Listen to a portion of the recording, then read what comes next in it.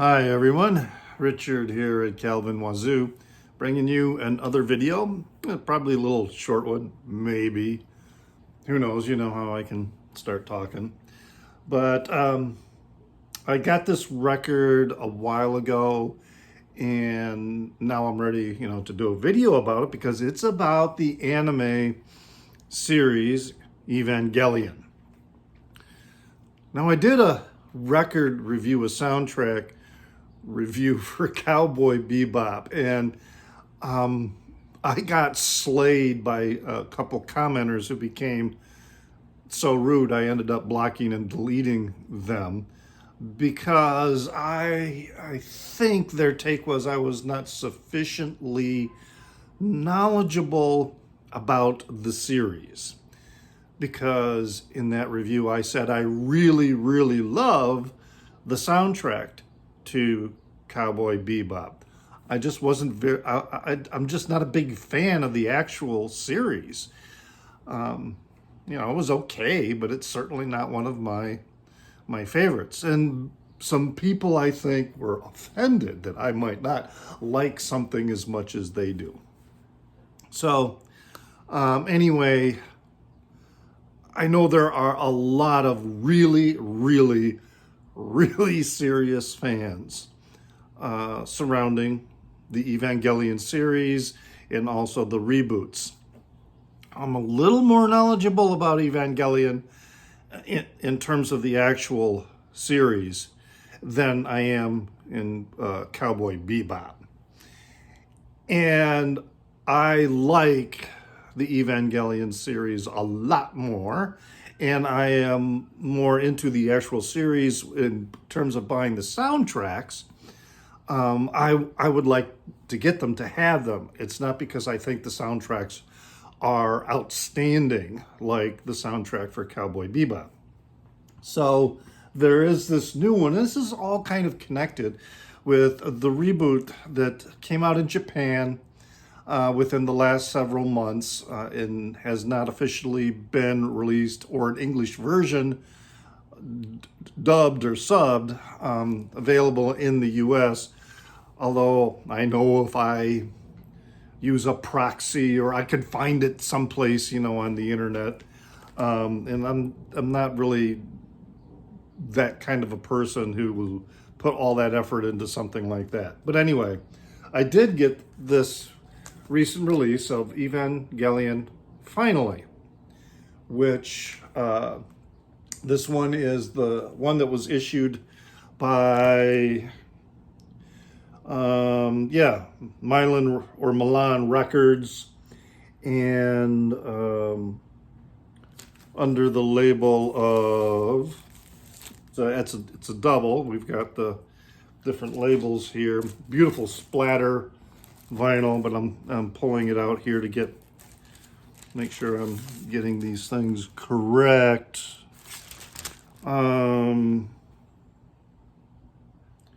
Masterworks, King, Amusement, Creative Division. A lot of these are on King Records, which is the label in Japan, as far as I know. And then the Milan Records that issued it. So we got this, the beautiful splatter vinyl. With that, this was a pre-order. I've seen copies of it show up in a couple record stores. So it's still available.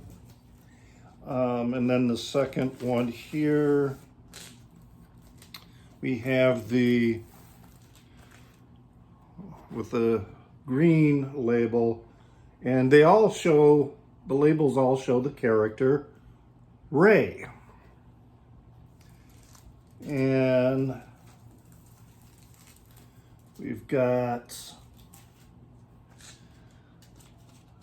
came with this insert, which includes interviews with the performing artists in the soundtrack interview with Yoko Takahashi.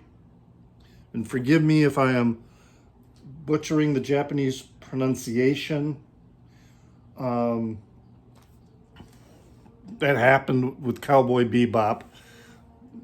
just the things people get really upset about amazes me sometimes. And then there's an interview with Megumi Hayashibara, or Hayashibara. And she's the voice actor, singer. She is Rei Ayanami. She's the voice of Rei, whereas Yoko Takahashi,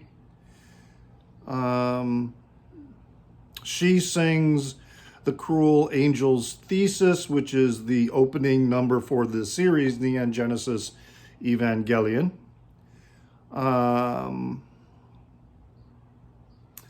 And then she did the sole refrain in 1997.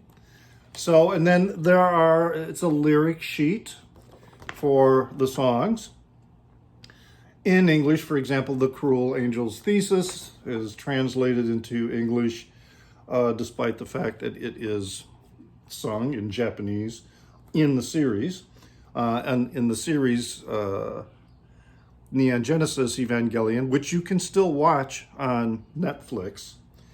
It's still available. And then, there's the Fly Me to the Moon, The Soul's Refrain, Thanatos, If I Can't Be Yours. And then there's this other song. This seems to be a printing flaw because it does not identify this song by title, which I believe is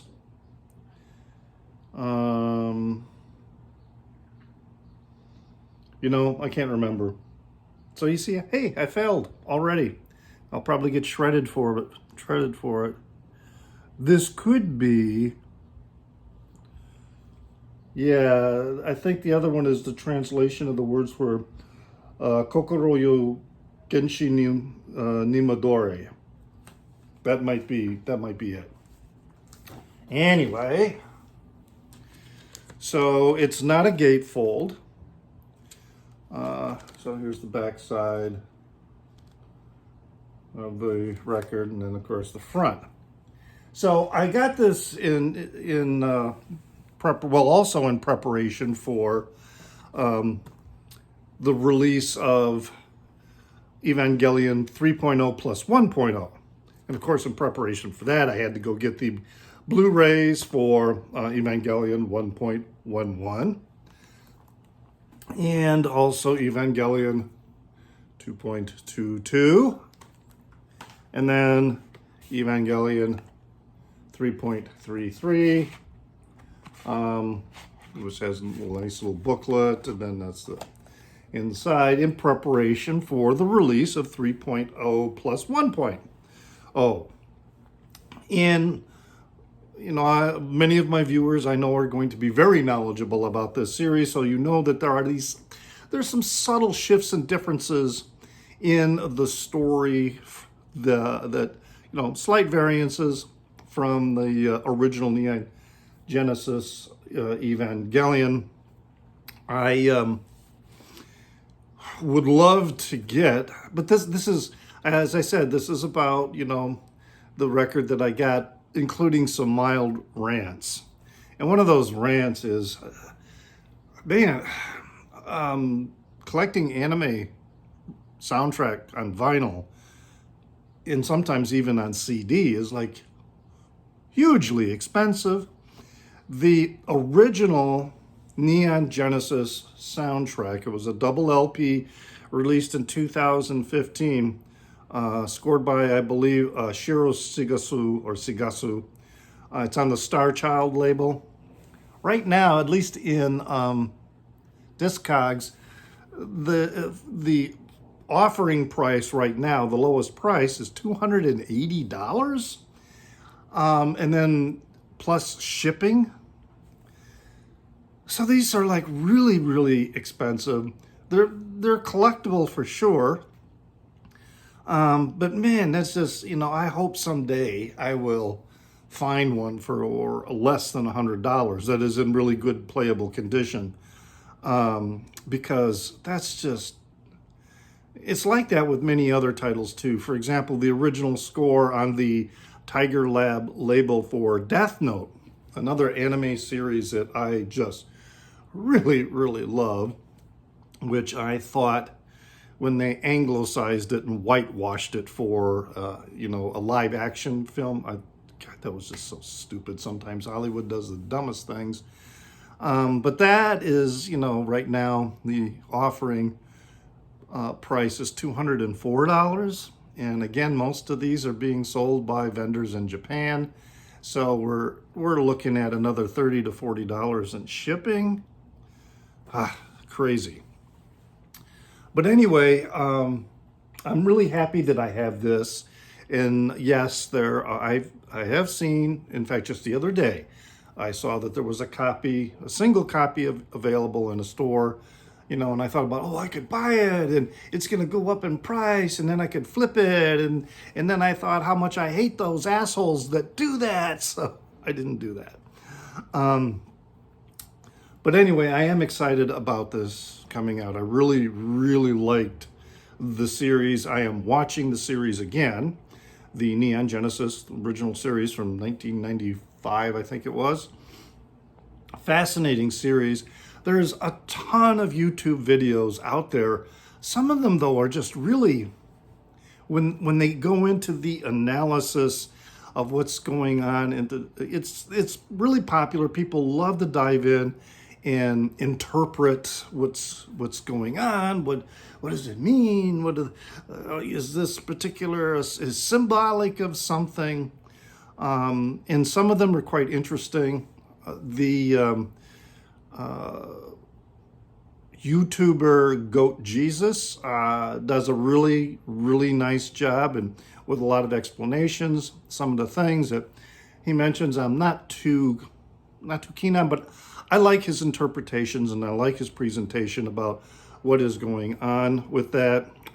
Eva Monkey has a video out now that talks about 3.0 plus 1.0, the new feature-length release, and it claims to have no spoilers in it, and it's more than an hour long, and I'm like, geez, I'd like to watch it, but that's a big time commitment, even if I pause it and watch it again some more later. But that is a long video. Then there are some other interpretations that I laugh at. They're so absurd, so off the wall, so tortured. I mean, there is in this series a lot of religious symbolism. And it's really easy, I think it's a trap, in fact, for people to fall into this notion that the symbolism is all Christian in nature. And to me, that is really overly simplistic. On certain level, yes, it's very easy to fit some of the concepts of the angels and the different Evangelions, etc., as having some sort of pseudo-Christian symbolism going on. But then there was this one video I watched where the guy just was forcing it on everything within the story, and it just was so tortured and laughably absurd. But there's a lot of people who spend a lot of time trying to do the interpretations, and they know a lot more about it than I do. And I applaud what they're doing because it has helped me a little bit. But I do know when I watched the original series, especially, toward the end of the original series, to me, the whole thing was hanging on a Buddhist notion called anatta, which is no self. Because Shinji learns at the end that if he doesn't like, and if you haven't watched any of these series at all, then maybe you don't want to watch the rest of this video, but everybody else I know will know what I'm talking about. But the idea that Shinji learns at the end, if he doesn't like his life, he can change it because it's all revealed to him that the self is always changing. That's the notion of anatta, no self. But it doesn't mean that there is no self at all, that the self does not exist at all. It just means there is no permanent self. It is always changing and shifting. And if you don't like your life situation, you can change it by changing yourself in key ways, because when you do that, the world will interact with you and you will interact with the world differently. And in that, in turn, creates different outcomes and sets you on a different track away from the path you might have been following. And it kind of almost makes it sound like, oh, boom, you can change yourself just like that, and then your reality completely changes. Not that simple. It is a very progressive, incremental concept. But it does begin with us. If I don't like my life, I can change that by changing, providing another change or shift in myself. And then, as I said, that changes the way I interact with the world. And then that in turn changes the way the world interacts with me. And then that changes outcomes, changes my future. And it's done in a gradual way. And that's the realization that, Shinji comes to. Now, what happens in 3.0 plus 1.0, who knows how they're going to resolve that? And particularly, I don't care how they decide to resolve this, as long as they continue to do it in a really entertaining and engaging way. And they have been, doing that, because each of these characters, what I find fascinating about the whole Evangelion series, each of these characters are all damaged, just like we are. I mean, every one of us is damaged to one degree or another. And that damage tends to focus us on the decisions we make and the life we lead. And we all cope in different ways. Shinji does it by accommodating and capitulating to others and just tell me what to do and I'll do it. That creates what he believes is the path of least resistance. Asuka is a lot more aggressive.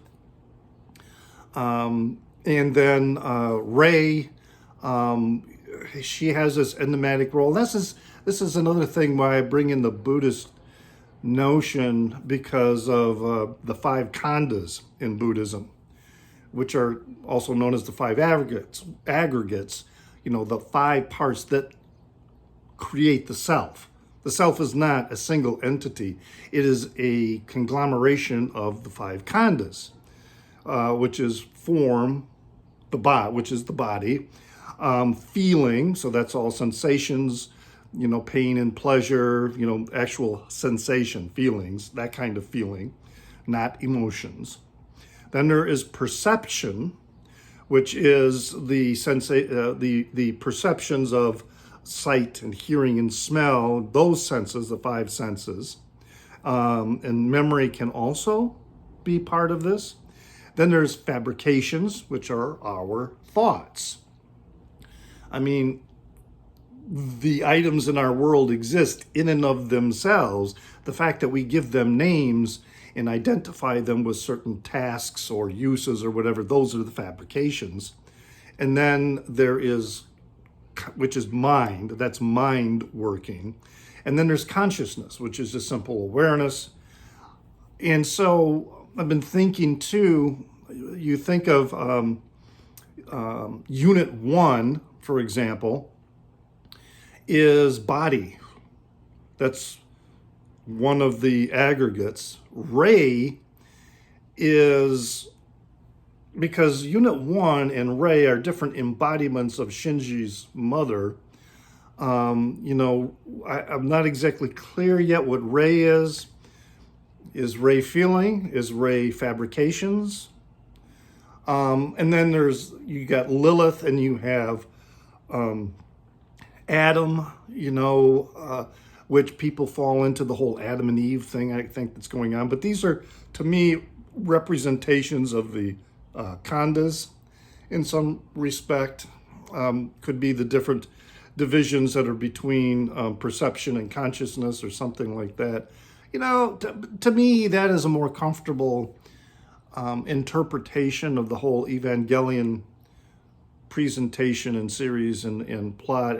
To me, it more easily fits into that notion. The fact that the angels are an outside force, and are being interpreted to being hostile or whatever, either by the organization or by Shinji's father himself or something, whatever, again, results in that conflict that Shinji and all the other characters eventually resolve in one way in the series, in Neon Genesis, and then somewhat resolved differently through the introduction of other characters in the reboots. So anyway, it's a fascinating story, really amazing. And, it's just my interpretation, and I enjoy it as it is. You don't have to accept my interpretation. You might think it's all bollocks, and, that's fine. But anyway, this is already turning out to be way too long. But so I got that. My mild rant is how expensive, for example, the original double album set that was released in 2015. As I said, the price to me is outrageous. Maybe I'll get lucky and I'll find a copy for less than $100. I did find a copy of the soundtrack to Princess Mononoke that worked out with exchange rates to less than $70, and for brand new copy. And then with using shipping, even if I didn't buy other records, but I bought some other records to kind of distribute the shipping costs, my rationalization, it was still less than $100, or right around $100. So there's ways to kind of, get around that. But man, I'm not going to shell out $280 for even a mint copy when I know I'm also going to have to shell out another $30 to $40 to get it shipped to me. It's crazy.